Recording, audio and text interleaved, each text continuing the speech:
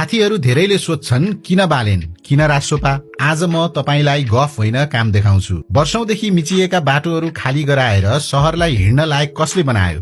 बालेनले। सरकारी स्कुलको गुणस्तर सुधार्ने र गरिबका छोराछोरीलाई छात्रवृत्ति दिलाउने हिम्मत कसले देखायो? बालेनले।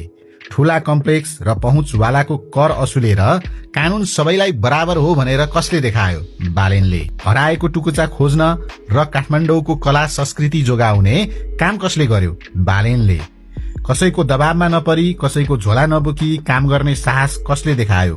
बालेनले। एउटा मेयर हुँदा त काठमाडौँको मुहार फेर्न सक्ने मान्छेले यदि राष्ट्रिय स्वतन्त्र पार्टीको साथ र प्रधानमन्त्रीको अधिकार पायो भने यो देश कहाँ पुग्ला? एकपटक कल्पना गर्नुस् त। विपक्षले गाली गर्छन् किनकि उनीहरूको भागभण्डा हरायो, तर हामीलाई भाग होइन विकास चाहिएको छ। अबको भोट परिवर्तनको लागि, अबको भोट घण्टीमा। बालेनलाई प्रधानमन्त्री बनाउने अभियानमा तपाई तयार हुनुहुन्छ? कमेन्टमा लेख्नुहोस् बालेन शाह।